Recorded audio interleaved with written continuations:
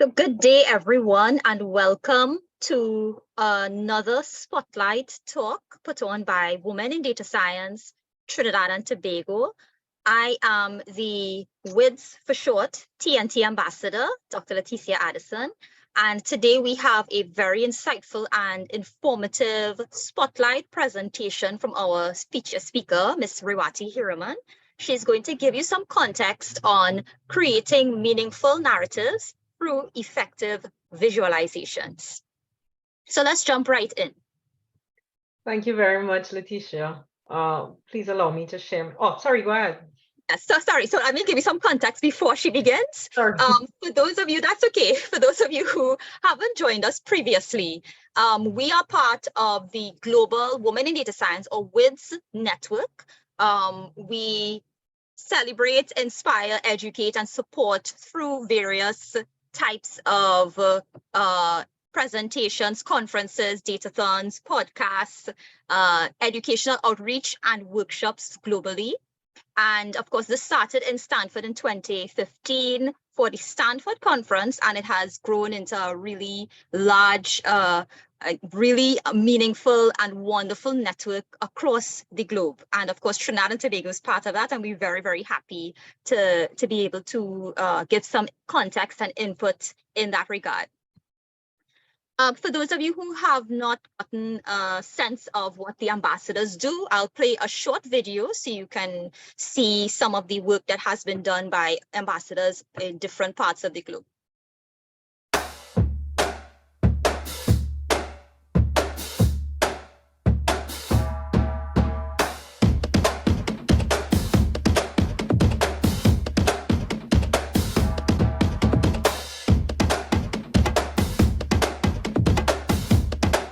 Hello, my name is Flora Huang, and I'm from Philadelphia, USA. Hello, we are Women in Data Science.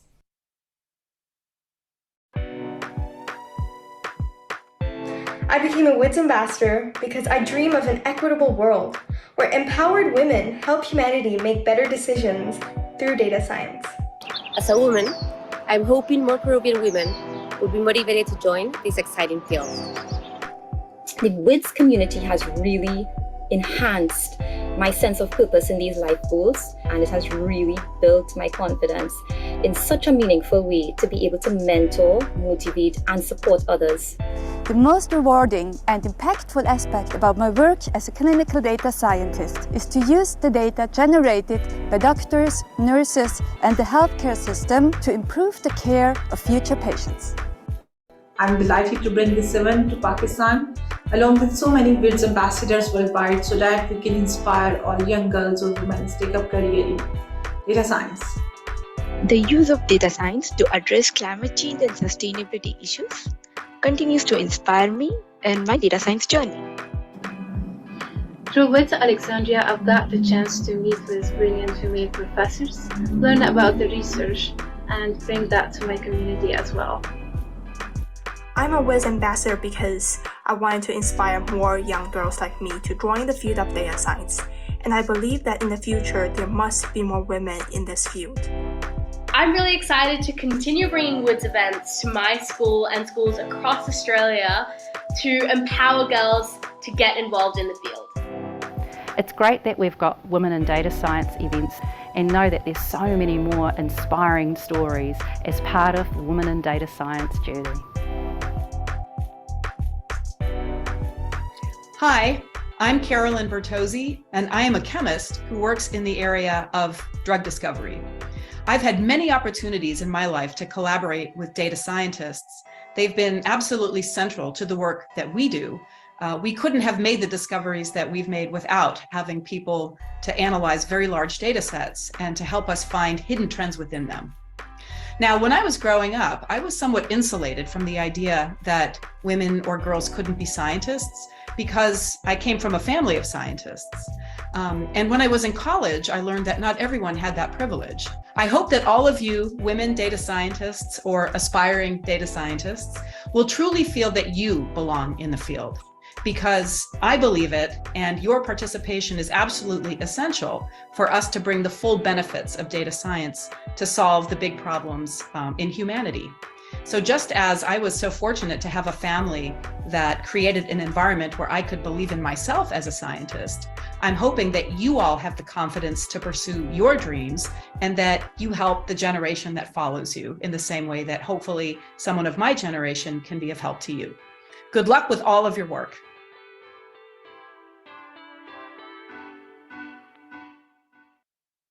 So I hope you enjoyed that short overview of what the WiDS ambassadors do and how we contribute to really inspiring women and, of course, data science enthusiasts on the whole to be able to join the field and make some meaningful contributions.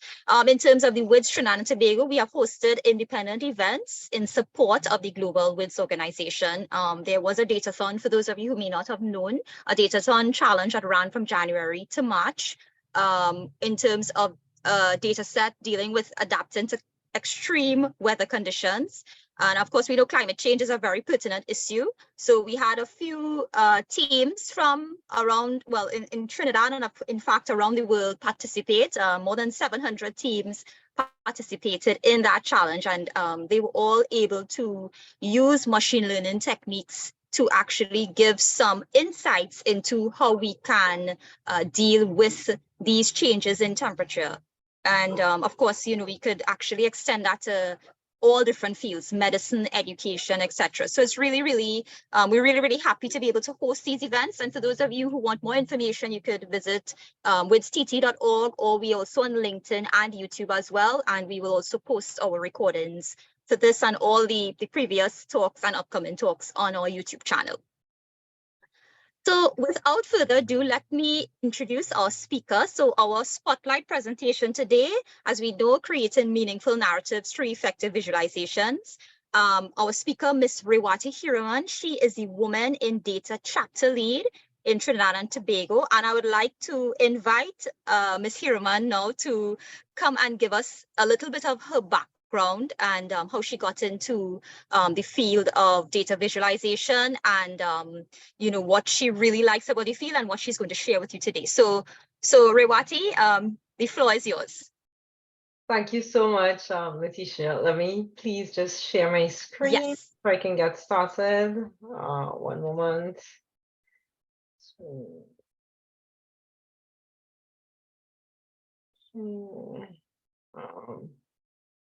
Sorry, let me just go into presenter mode.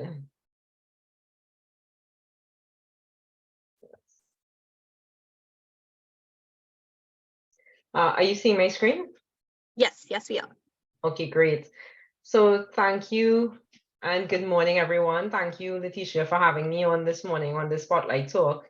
And I'm super thrilled to talk to you today about creating meaningful data narratives through effective visualization. So as Letetia mentioned, my name is Rawati. Everyone calls me Ray, so feel free to call me Ray as well. I am an extremely passionate data visualizer and storyteller. I'm the chapter lead for Women in Data Trinidad and Tobago. And just to give you a little bit of background about Women in Data, they're a nonprofit that started out of Sacramento, California back in 2015. And, you know, since then, they've grown into a global community with chapters across the globe, and I'm honored to be the lead for Women in Data here in Trinidad and Tobago. I am passionate about all things data and analytics. You know, I have over 2 decades of experience in the IT industry, and my focus areas now include areas such as data wrangling, data visualization, business intelligence training. And my goal through Women in Data and personally as well is really to create and promote a culture of analytics throughout the Caribbean. And I've been successful in doing so through, you know, the approach of conducting and designing analytics training workshops. I'm a tech enthusiast as well. I've also been, you know, I've always been passionate about coaching and training in the analytics field. And my analytical skills and expertise make me a real, what I like to call a data rock star. I've always had a passion about unlocking mysteries using data. And through doing that, I've been able to coin the phrase, or coin the title, I should say, the creator of aha moments. So when people actually get those light bulb moments, when they're able to see and understand their data in ways that they've never been before, you know, they started calling me the creator of aha moments, and I'm thoroughly thrilled about doing that, because like, as I mentioned, data storytelling, data analytics, I'm absolutely passionate about it. Outside of the data field, I think I have a really simple appreciation for the simple things in life. Mindfulness and gratitude are my mantras. I enjoy the simple things in life, like watching the sunrise, driving home, and watching the sky transform into shades of pink and orange. As a child, I always dreamed about becoming a nurse, and after learning about Florence Nightingale, who coincidentally was a pioneer in statistics using graphs to draw conclusions and actionables from her data, without realizing it, I became my very own flavor of Florence Nightingale, if you wish, empowering data citizens one aha moment at a time. So today, as I mentioned, I'm speaking to you. I'm thrilled to be speaking to you about creating meaningful data narratives using effective visualizations. And to jump right into the meat of it, I think, the most appropriate place to start is with data storytelling. What is data storytelling, and why is it so important to us, and how does it impact, how does creating, using meaningful visualizations impact data storytelling? So data storytelling is a powerful technique used to communicate complex data insights to different audiences. This involves weaving together a compelling narrative with relevant data effectively, using the right visuals to create meaning and context. To create a meaningful data narrative, it's important to start by understanding the story that you want to tell.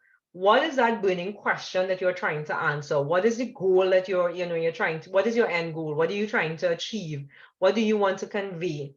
And once you have that clear picture, that clear understanding of what you want to convey, then you identify the data that you need, you identify the audience that you're presenting to, and then to bring your data narrative to life, you need the right visuals, and you need to tell that compelling story that will accompany it.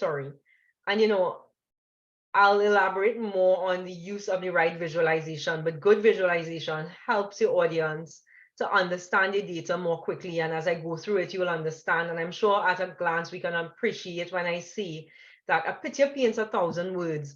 When people see a picture, they're able to understand in a matter of seconds, most of the times without anybody explaining to them or telling them what that picture is about. They're able to look at it and get some sort of understanding. And using visuals in data analytics should be the same. People should be able to look at your charts, look at your dashboards, and be able to understand what it is you're trying to explain. And we'll touch on a couple areas today. We would look at understanding your audience. Well, what is data storytelling? Using the right language, using the right tone, using the right jargon. So many times when you're presenting stories or you're telling, you're conveying data across, it's important to use jargon that everybody understands. I mean, a technical audience or non-technical audience, when you speak, people should be able to visualize right away what you're talking about. So many times, and this is something I've adopted throughout my career, I try to use very, very simple words. I try to keep my goals very clear, my communication concise, and very, straight to the point. But also when I talk about or I tell a story using my data, immediately when I start describing or telling that story, my vocabulary helps the audience to understand right away and to visualize what I'm talking about. So, you don't keep it very technical. You use your language that is very plain, very clear, very concise. And of course, the right visuals to go with it. So we would look at, some key areas, understanding your audience and using your right visuals. And there are a lot more that you can do when using, data storytelling to create meaningful narratives. But it's such a broad topic. I'd like to focus on these two for today, especially. So many times, when we tell a story with data or we tell a story, sometimes, depending on the language that we use, depending on our vocabulary, and I say this all the time, English is very ambiguous. So sometimes we say something, but it's interpreted in a totally different way. So data storytelling is really, really important because it enables people to communicate with complex data and insights in a way that's understandable, memorable, and compelling. Humans are naturally wired to respond to stories, and using stories to convey data makes it a lot more relatable and easier to digest. When data is presented in a narrative format, it helps provide context and meaning to the numbers, making it easier for people to draw connections and insights. It also helps to create this emotional connection, and this emotional connection with the audience is extremely important because this is what can increase the engagement and the retention of the information. So when telling a story, eliciting emotion is essential because it helps to create a connection with the audience and engage them on a deeper level. Emotions are a powerful, extremely powerful tool for communication because they evoke a response from the listener and help them to convey the message more effectively. When a story triggers that emotional response, it creates a memorable experience for the listener.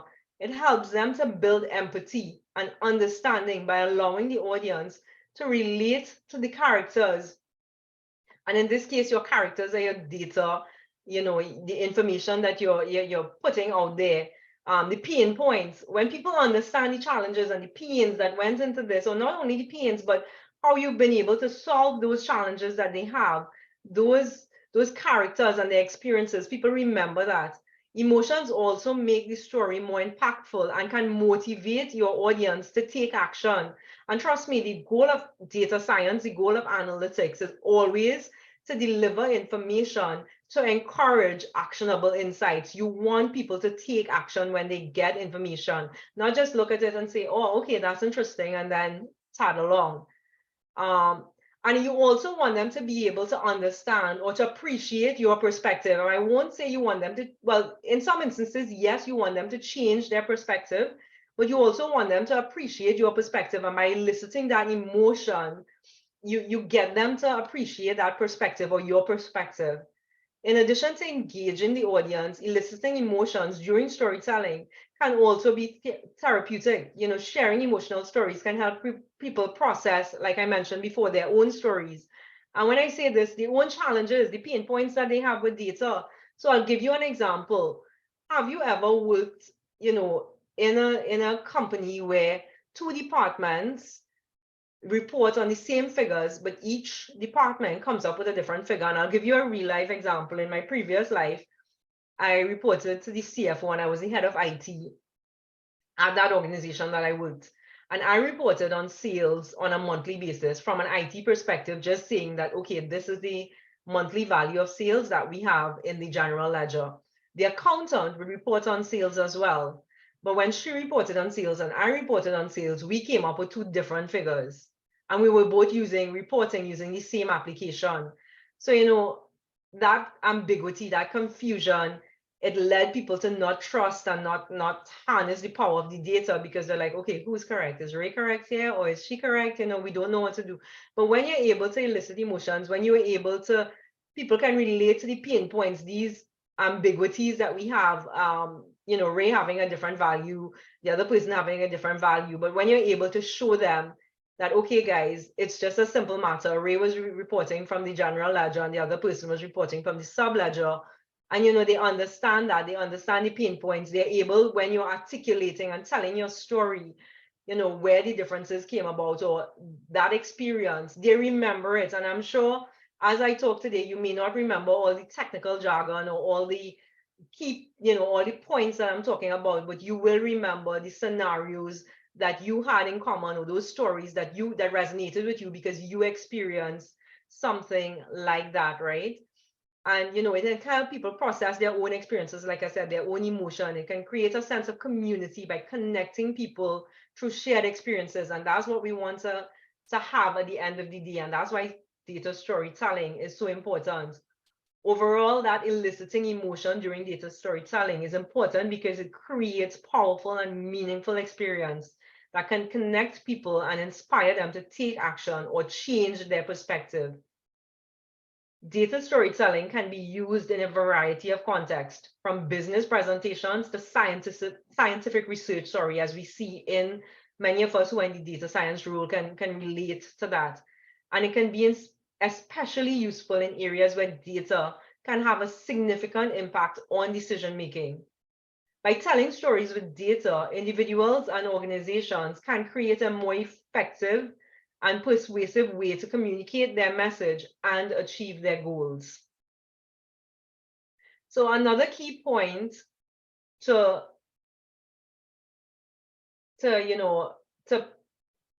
data storytelling, or one of the key points I would say, is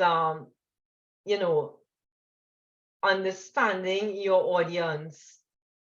And this is really, really important. Knowing your audience is key to creating a successful data narrative. You need to consider stuff like, their knowledge of the topic, their interests, and what they hope to gain from your presentation. So it is crucial in data storytelling because it helps you to tailor your message to the specific needs and interests and knowledge levels of your audience. Effective data storytelling involves not only the data that you're presenting, but communicating those insights and the implications of the data that you're presenting.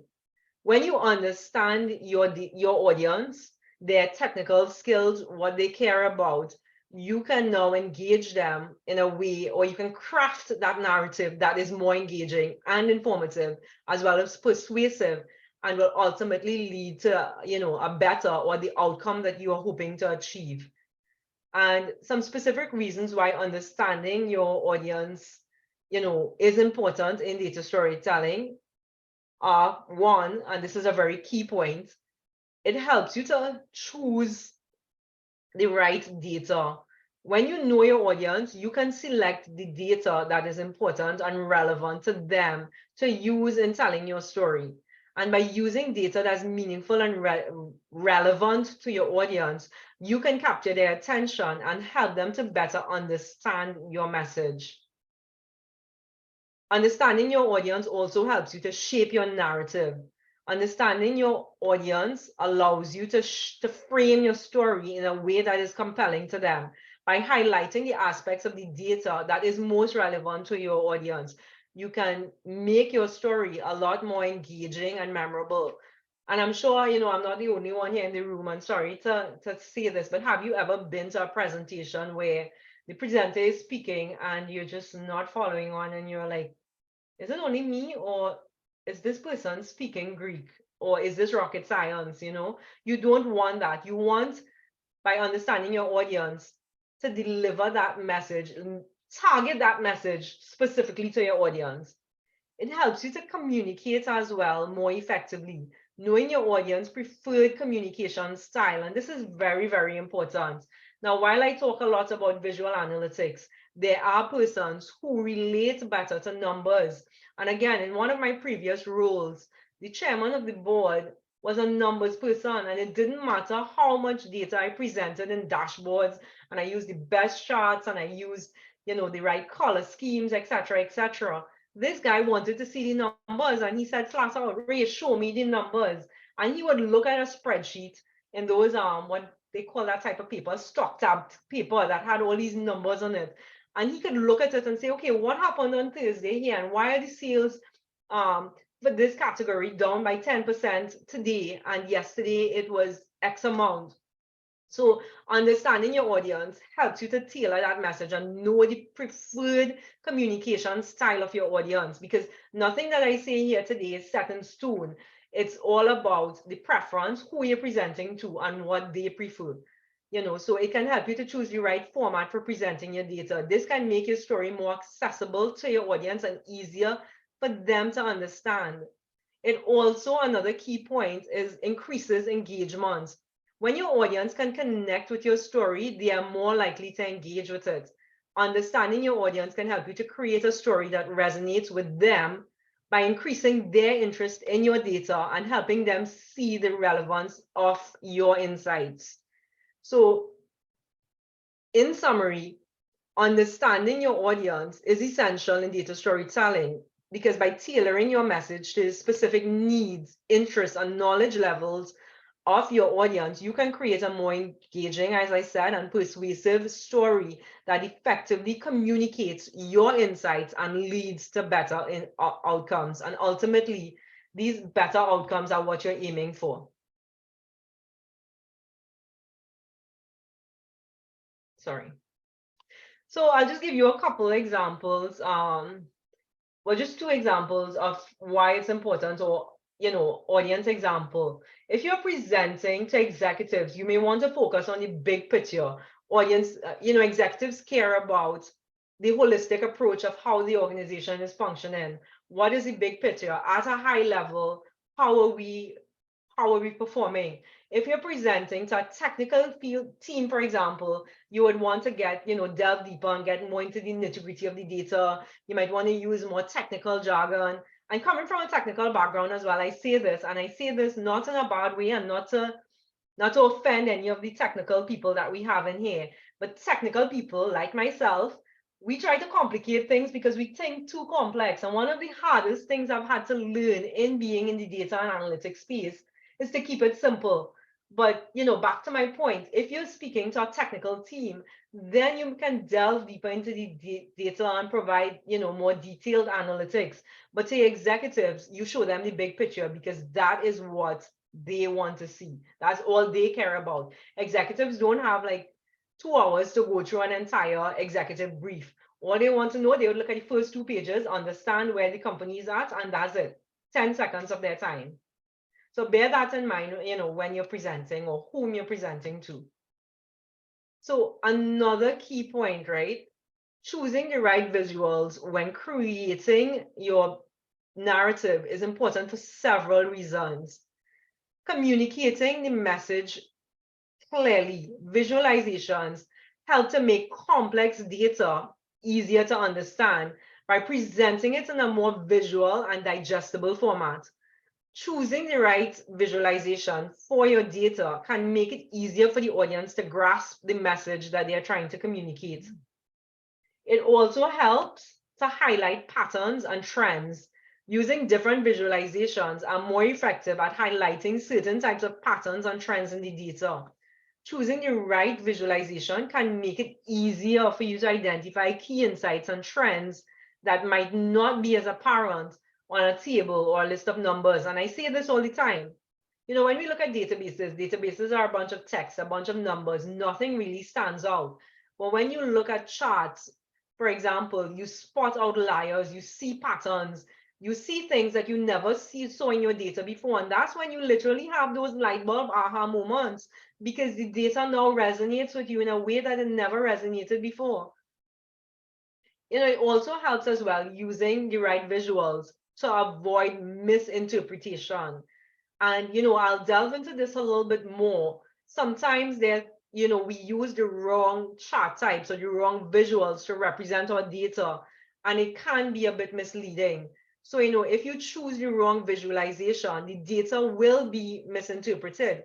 For example, if you use a pie chart to display data that doesn't add up to 100%, it will definitely be misleading and confusing to the audience. And that's just one simple example, about using the right chart type here and misleading with with data or visuals. It also helps to engage the audience. Visuals can be they are a lot more engaging for the audience than just presenting raw data. By choosing the right visualization, you capture the audience attention in a matter of seconds, and you keep them interested in the narrative. So overall, choosing the right visualization is important for creating effective data narratives that are easy to understand, that helps you to highlight key insights and avoids misinterpretation, and ultimately you engage your audience. So just a little bit about visual best practices, and there are tons and tons of stuff. Visual best practices is an area that I'm absolutely passionate about. So I'll just summarize and highlight just a few of the key areas that I think are really pertinent in this area. So there are many types of visualizations to choose from, including charts, graphs, maps, infographics, etc. But each type of visualization has its own strengths and weaknesses. So it's important to choose the one that supports your message. So when we talk about visual best practices in data visualization, we refer to the guidelines and principles that ensure that the visual representation of the data is effective. Most importantly, it's accurate and it's easy to understand. And some of the most important visual best practices in data visualization includes choosing the right chart or graph. There are different types of data require different types of charts or graphs. For example, line graphs are ideal for showing trends over time, while bar charts are better for comparing values. Choosing the right chart or graph can make a big difference in how effectively your data is communicated. Simplifying the design. A cluttered or very overly complex design or layout of a dashboard can make it difficult for people to understand the data. It's important to keep it simple and clean and to focus on the most important insights and trends that you're trying to highlight. Using color effectively, and this is really, really important. Color is a powerful tool in data visualization, and it's important that we are able to use it effectively. For example, color can be used to highlight data points or to differentiate between categories or groups of data. But too much color and the wrong use of color can distract from the data. Another key point when factoring in color is to remember to factor in stuff like color blindness.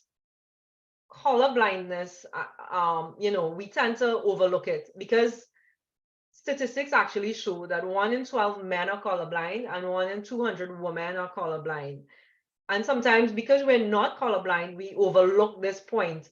But imagine a colorblind person looking at a chart and they see shades of red and green the same. So if it's a financial dashboard you're showing and you're displaying profits and losses in red and green, and they're not able to distinguish the colors or see the difference between the colors, they'd be lost.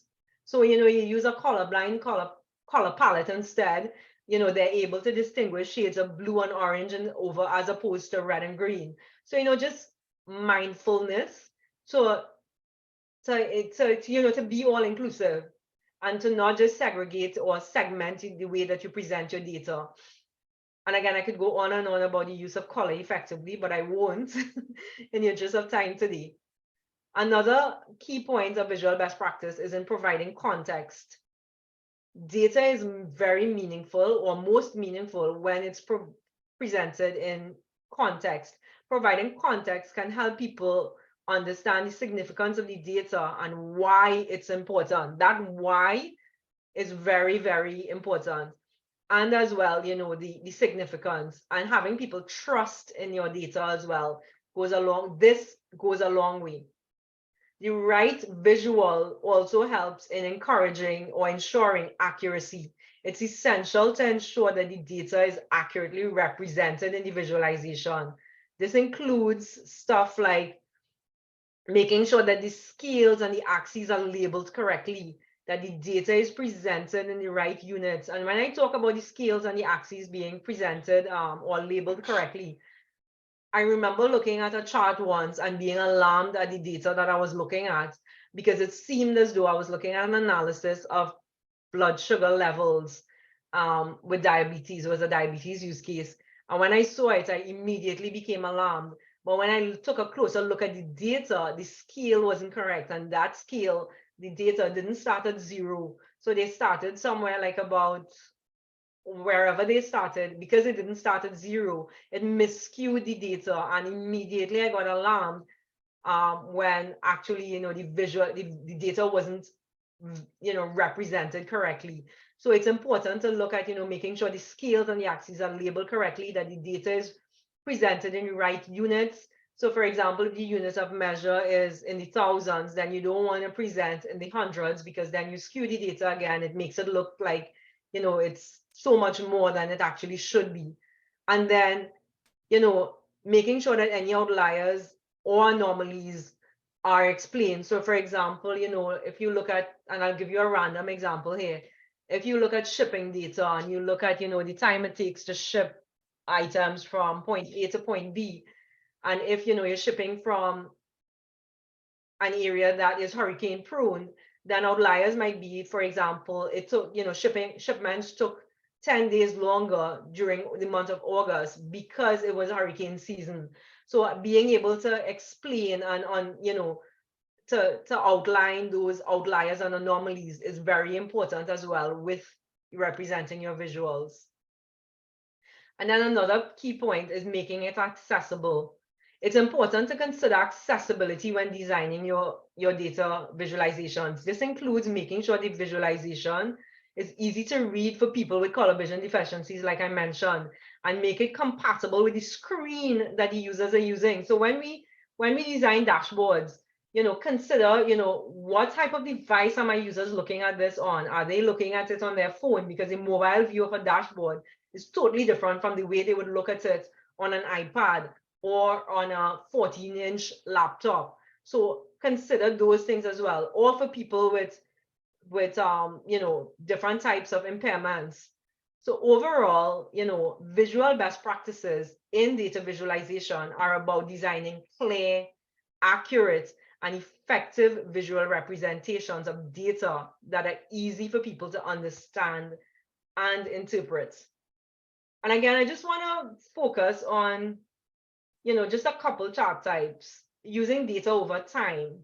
When you present data over time, the best way to present it is via a line graph, and I would have mentioned that briefly.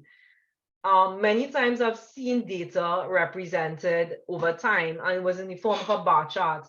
Now, there's nothing wrong with a bar chart, but sometimes, most of the times, it's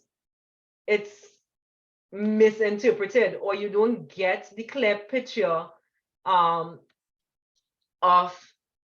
what you're trying to tell, or the insights that you're trying to tell. So a very, very easy one that I often see overlooked is, using line graphs when they need to be used. Another very important one, or a common one, I should say, that I see being misused is the geographic data. So people think, geographic data is, for example, maps, which is correct. So if you're representing, geographic data for countries, cities, states, across the globe, immediately a map will be a lot better because people are able to get the whole big picture of what you're trying to tell, as opposed to if you try to represent that in a table or, a bar graph or something. But maps are not just limited to geography. If you look at the infographic on the top right-hand corner of my screen, you'd see here it shows NBA injuries from 2010 through 2018. So this map is actually showing parts of the human anatomy and the parts that are most damaged. And the bigger the circle shows, the body parts that has the most or gets the most damage during the NBA. So maps are not limited to just, a country, a city, a town. Another interesting or very good use of maps would be, for example, in sports, apart from NBA injuries, outlining cricket and baseball games and how they're playing, how they're batting, etc. Another one that I've seen and is quite popular is the layout of like retail stores, for example, and a lot of retailers are doing that now, where they have that, they overlay those map backgrounds, if you will, or custom backgrounds, if you will, that shows the layout of the store, and then they zone in on particular areas. So if you're looking at, I don't know, maybe a supermarket, as you walk into the supermarket, the first thing that catches your attention might be, I don't know, baby supplies or whatever, based on what it is they're trying to tell. So they use those background images, overlays, if you will, to better appreciate and to lay out their space. So maps are not just you know, a city, a town, a country, etc. It can be used in other ways. And again, the use of color, because it can enhance the effectiveness. And I wanted to re-emphasize this, right? Because color can help you to group data points into patterns, to highlight patterns, and even to make it easier for the viewer to understand, you know, the relationship between sets of data points. So, you know, it is really, really important to use color intentionally. Again, color blindness, like I mentioned, 1 in every 12 men are colorblind, 1 in every 200 women are colorblind. So taking color blindness into consideration, can prevent the confusion or the misinterpretation of the data and decrease the accessibility of it. So again, you know, this is something using consistent color schemes as well, color scales. Many times people do visualizations, and I think the best practice is, and I have that on the next slide, so I'll just jump right in. Incorporating some dashboard best practices and analytics can help organizations to optimize the use of their data, leading to a better decision making and more efficient operations. And you know, the key is really here to avoid clutter, keep it simple. Use no more than maybe 4 to 5 charts in the layout of your dashboard. Ideally, it's recommended to use a grid format. Keep it very, very simple, like I said. No more than maybe 4 colors on a dashboard, I would say. The visual best practice or recommended best practice is no more than maybe 5 to 7 colors. But I think, you know, beyond 7 colors, it becomes very difficult for people to actually appreciate or understand what they're seeing. The human brain can't comprehend what's going on there. I say 4 colors because less is more, as I mentioned, and you want to keep it simple. You want to bear in mind that 5-second rule. So if after 5 seconds, someone looks at your chart or your dashboard and they're unable to figure out what that chart or that dashboard is telling them, then ultimately, you know, sorry to say, but that's an ineffective chart or dashboard. So you want to bear that 5-second rule in mind. I remember looking at a visual, it was a scatter plot, and a scatter plot, if you're not aware, has a number of different plot points on it. And they used a color, it was a scatter plot using data for the states in the US. And they used a different color for each state in the United States. And what that ended up looking like, that scatter plot, it looked like sprinkles on a donut, because you couldn't make any real inferences from that chart. It was just too much, it was too busy, it was just totally ineffective. So I think when you're doing a dashboard, keep it to a maximum of 4 colors. Beyond that, I would say it's a bit too much. So pretty much to end, just to give you some key takeaways, you know, data storytelling is the art of using data to communicate a message or a narrative effectively. It's an effective way to make sense of the data and turn it into something that people can understand and relate to. By telling your story with data, you can help your audience make connections and draw insights that might not be immediately apparent from the data alone. And one of the best ways to tell a compelling story is by using effective visuals. Understanding your audience is the key to creating a successful data narrative. To create a narrative that resonates with your audience, you need to understand who they are and what they already know and what they want to learn. This is what can help you choose the right data points, and visualizations to convey your message effectively. Choosing the right visualization supports your message. As I mentioned before, the right visualization can make all the difference in how your data is perceived. It can help you to communicate complex information in a way that's clear and easy to understand, and help you to highlight and identify patterns and relationships that might not have been immediately apparent. There are many different ways to choose, or different types of visualization to choose from, and each, as I mentioned, has its strengths and weaknesses. So pretty much, in conclusion, creating meaningful data narratives using effective visuals is an important skill for anyone who wants to communicate data effectively. By using the art of data storytelling, understanding your audience, and choosing the right visualization, you can create a narrative that is both informative and engaging. So the next time, you may want to present some data, consider how you can use visuals to help you tell that story that resonates, with your audience.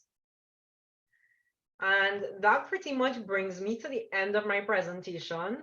I'd like to say thank you, and I'll pass you back over to Letetia.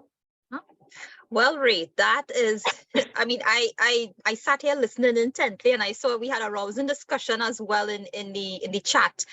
You really highlighted a lot of great points, and I think I actually as well took some of those points for granted previously. You in the academic space, it's very easy to go extremely technical. Yes. As you had mentioned. And I actually learned that lesson myself because, lecturing students in a technical sense and then going into a space where you, as you said, give high level insights to university administrators in my case, you realize the difference with how you have to, target those audiences. So you really, I'm very happy that you really push those points. I think it has been a very, for me, I have gotten a lot of golden nuggets of information from Ray and all her experience. I would like to open the floor for any of you to give any comments or ask any questions, maybe a short dialogue with Ray. Please take advantage of all her knowledge. I see Sam has a question. Sam, would you like to ask a question in the chat or put on your mic? It's fine. Yeah, if coming off mic is okay, or coming off mute. Great presentation, seriously. Thank you so much for taking the time. My question, so the example that you used towards the end of the scatter plot with all 50 states that each had a different color, that one really stuck in my brain with the visual you used to describe it as a sprinkled donut. And so I was wondering if you could use that example to maybe suggest alternatives for something like that, or provide a little more context on that example and maybe the route you would have taken with it. So yeah, what I would have done is maybe instead of using each state on a different color, I would have probably, or you could probably overlay another dimension onto color. So for example, instead of using all states, if you had a data category for region, maybe then you can overlay region on color. So you see groups, you can see the east, you can see the west, north, south, for example. Another way is, for example, if it was a KPI dashboard, for example, with data from all 50 states, then you can create a KPI for good, normal, bad, and like I saw a red, green, gold color scheme there, or whatever is appropriate. And you use that KPI color scheme as opposed to having each state on a color. So basically any other dimension that has a maximum of maybe 4 different categories would be a good overlay to use for color as opposed to having each state on color. A very easy example, actually, and now that I'm saying it out loud, that comes to mind is, for example, if you were looking at, I don't know, sales or profits across each state in the United States, then you can probably use profits on color and have just 2 colors, either profit or loss. So just having those 2 colors, you can see right away which states ran you at a profit, which state ran you at a loss. But ideally, to answer the question, use another dimension on color as opposed to using the states on color. I hope that answers your question. It does. Thank you so much. No problem at all. Excellent. Anyone else has any question? That was a really fascinating. As Sam mentioned, when I heard you say sprinkle like donuts, it really gave me that visual. Anyone else has any questions for Ray? Any comments? I think I saw someone in the chat. Yeah. Peter said, great presentation, Ray. You mentioned understanding the audience, etc. Do you have any thoughts about any practices that DAs can adopt to increase, data analysts can adopt to increase their awareness of the audience's perspective and the context for the data? So yeah, to answer that question, that is actually a question that, or or challenge that many persons have, because many times the person creating the visual or doing the dashboard is not the person who actually wants it. So an executive might say, okay, Ray, I need a dashboard to show me my sales for the last year by region and by product category, for example. But many times knowing who they are or knowing exactly what the person who is requesting the information wants and the person who is creating that information, there's a huge disconnect. So there are many ways or many things that I've done to kind of bridge that gap. One of them includes doing a lot more discovery. Another, and this is more effective than doing discovery and finding out what that person wants, is actually sitting with that person and say, okay, here's what, this is what you want to get. This is what this is what I think it means. Let's work together. Spend an hour with that user, with that manager or executive, and show them drag and drop, plug and play, because many of the analytics tools that we use today are drag and drop technology, are plug and play. So you can say, okay, you want to see your top 10 states for the last year by product category, etc., and show them what it is. After sitting with them for an hour and actually going through some stuff, then you have a better understanding. So ideally, discovery, working with the executive, and discovery can be done in many ways. You can create surveys that answers, that ask the questions about what they want to see. You can do questionnaires. You can do a lot more to get that discovery and to get, to bridge that gap, because it's ultimately about communication. Another very interesting, but this one is the least adopted point, but I'll mention it, is actually guiding those managers and those people to actually do the analytics on their own, because they're the ones with the burning questions. They're the one who understands their data, and they're the ones who know what they want. So ultimately, helping them to be able to create those dashboards, or having them involved in the creation of the dashboard if they really can't create the dashboard themselves, actually helps them to get what they want and to appreciate it and to actually use it a lot more. Because many times I've seen, I remember doing an analytics audit for a company in Bermuda about 5 years ago, and they had 39 particular reports for marketing. And when I did the audit, only 3 of those reports were actually being used. And the other 33 were either ad hoc reports or reports that were not being used for one reason or the other. I actually, for the week that I was there, took away 13 reports and nobody recognized that I took it away. Wow. So Peter, I hope that answers the question.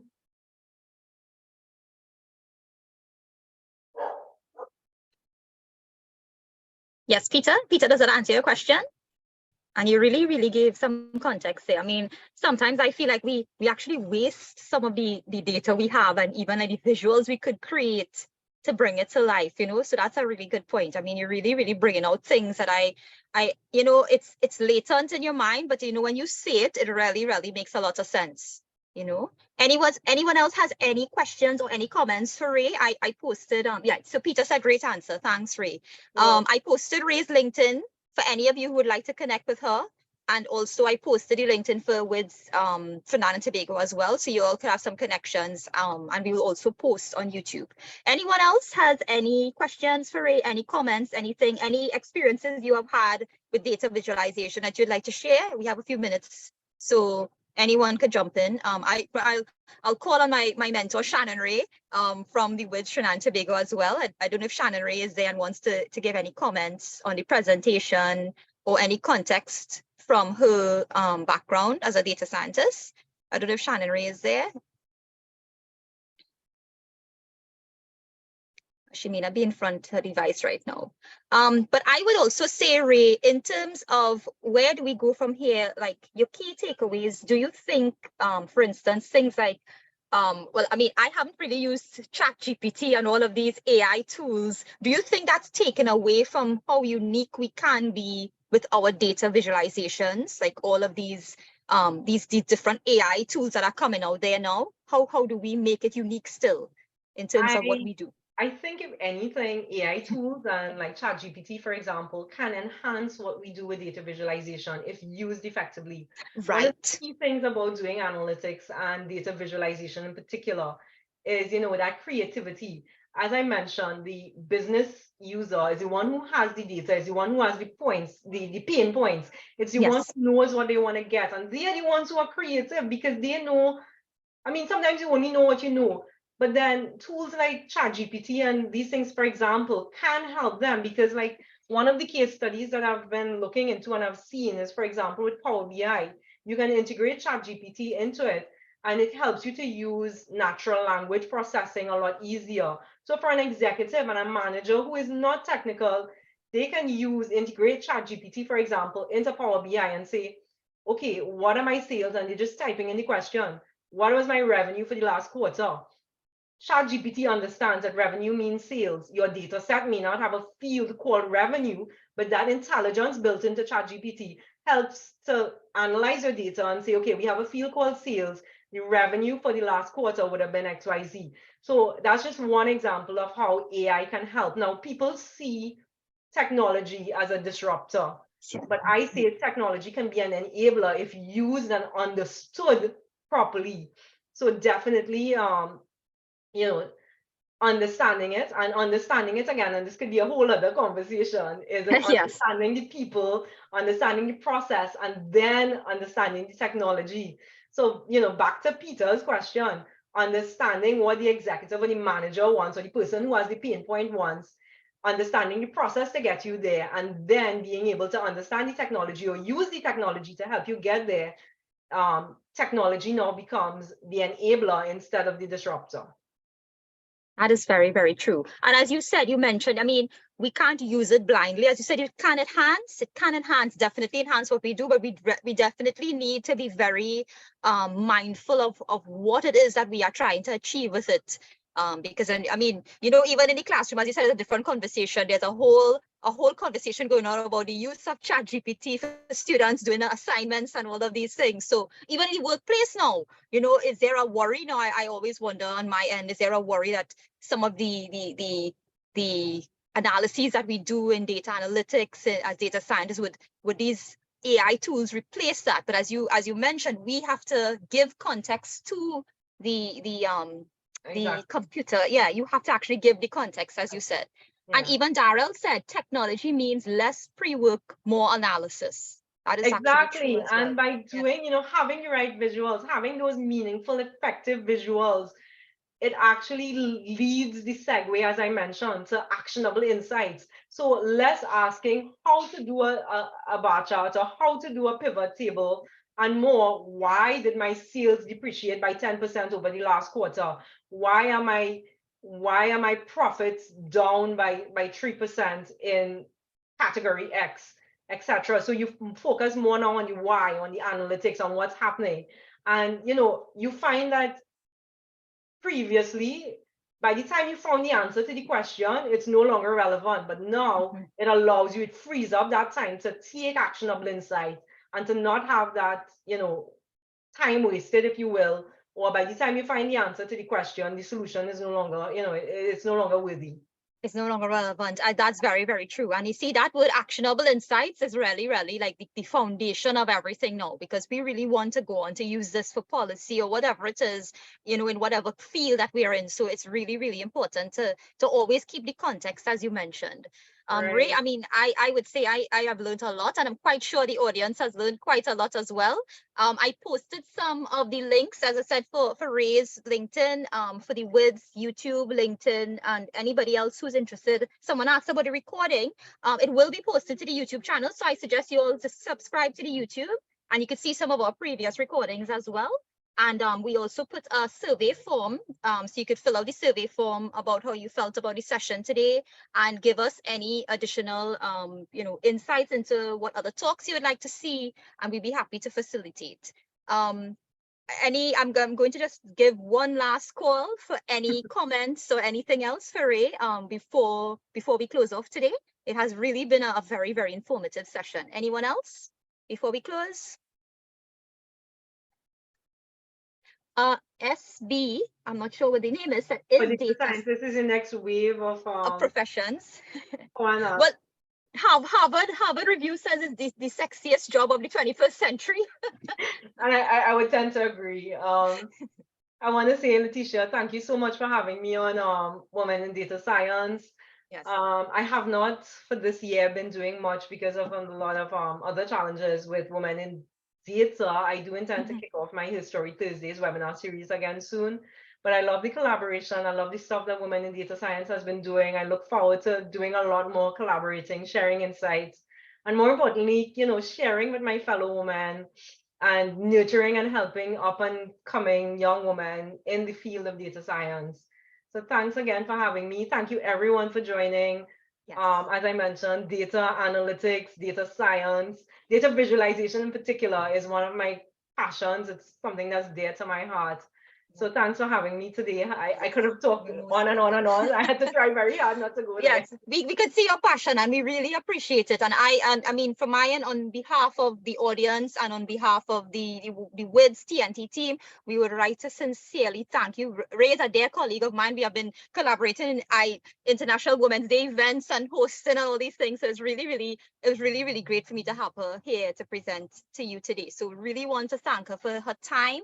And everything that she has shared with us has been very, very insightful. So thank you very much. And thank you all for joining us from whatever part of the globe that you have been at this point in time. And we will continue to supply you with other events. So as I said, you could feel free to go on our social media pages and connect with us.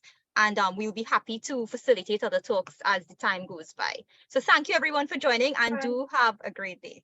Right? Take care. Thanks. Bye everyone.